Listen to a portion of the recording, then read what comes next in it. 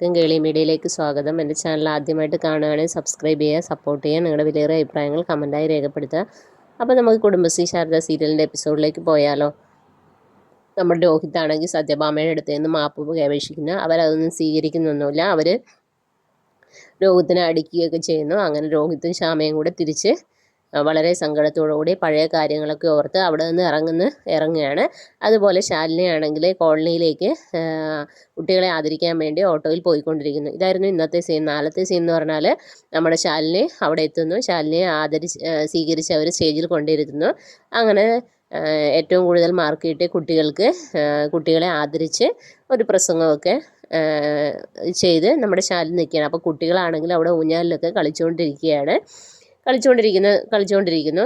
ഇതേ സമയത്താണെങ്കിൽ നമ്മുടെ നൂറിൻ്റെ വീട്ടിലാണെങ്കിൽ നമ്മുടെ നസീറിൻ്റെ ഉമ്മയാണെങ്കിൽ ഈ നസീർ ചെയ്ത കാര്യങ്ങളൊക്കെ നൂറിനോട് പറയുന്നത് കേട്ട് അവർ ഞെട്ടിത്തരിച്ചിരിക്കുകയാണ്. കാരണം സുബൈറിനെ തള്ളിയിട്ടതൊക്കെ അവനാണെന്ന് പറയുന്നുണ്ട്.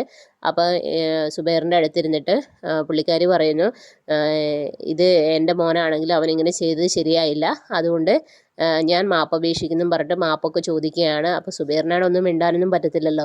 അപ്പോൾ അവരാണെങ്കിൽ പേടിച്ചു കുറച്ചിരിക്കുകയാണ്. ഇനി എന്താണ് ഇങ്ങനെയുള്ള ഒരാളെ കൊണ്ട് നൂറിനെ എങ്ങനെ കല്യാണം കഴിപ്പിക്കും എന്നൊക്കെ ടെൻഷൻ അടിച്ചിരിക്കുകയാണ്.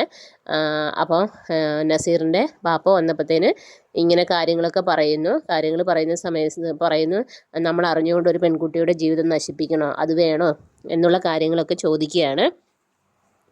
അപ്പോൾ നൂറിനൊന്നും കേൾക്കുന്നില്ല. പക്ഷേ എന്തായാലും നസീറിൻ്റെ അമ്മയ്ക്ക് നല്ല വിഷമം വന്നിട്ടുണ്ട്. അവർ പേടിച്ച് വിറച്ചാണ് ഇരിക്കുന്നത്. ഇനി നസീറിൻ്റെ ബാപ്പ അതിന് സമ്മതിക്കുമോ അതോ നൂറിനെ തന്നെ കെട്ടാൻ പറയുമോ എന്നൊക്കെ നാളത്തെ എപ്പിസോഡിലായിരിക്കും ഉണ്ടായിരിക്കുക. ഇതേ സമയത്താണെങ്കിൽ നമ്മുടെ ശാലിനി പ്രോഗ്രാമൊക്കെ കഴിഞ്ഞ് വരുമ്പോഴത്തേനും ശാലിനിയും വിഷ്ണു എല്ലാം കഴിഞ്ഞ് വരുമ്പോഴത്തേനും കുട്ടികളെ നോക്കുമ്പോഴത്തേനും കുട്ടികളെ അവിടെയൊന്നും കാണുന്നില്ല. ഈ സമയത്ത് നമ്മുടെ ശ്യാമയും രോഹിത്തും കുടുംബശ്രീയിലേക്ക് എത്തിയിരുന്നു. അപ്പോൾ അവിടെ ശാരദ എന്നിട്ട് നമ്മുടെ സത്യഭാമയുടെ അടുത്ത് നടന്ന കാര്യങ്ങളൊക്കെ ഇങ്ങനെ പറയുന്നുണ്ട്. അങ്ങനെ അവിടെ വിഷമിച്ചിരിക്കുകയാണ്. അപ്പോൾ പപ്പിയെ നോക്കിയാണ് ഇരിക്കുന്നത്. പപ്പീനെ കൊണ്ടുപോകാനാണ് അവർ വന്നത് തന്നെ. അതുകൊണ്ട് പപ്പി വരാൻ വേണ്ടി വെയിറ്റ് ചെയ്തിരിക്കുകയാണ്.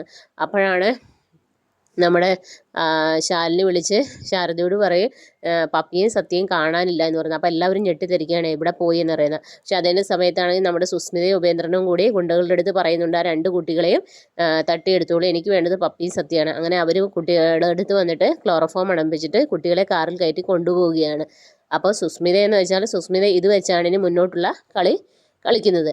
കുട്ടികളെ വെച്ച് ആധാരം തിരിച്ചെഴുതുക എന്നാണ് അവരുടെ ഉദ്ദേശം. അത് നടക്കുമോ എന്നില്ലെന്ന് നമുക്ക് അടുത്ത എപ്പിസോഡിൽ കാണാം. അപ്പോൾ okay, bye bye, thank you.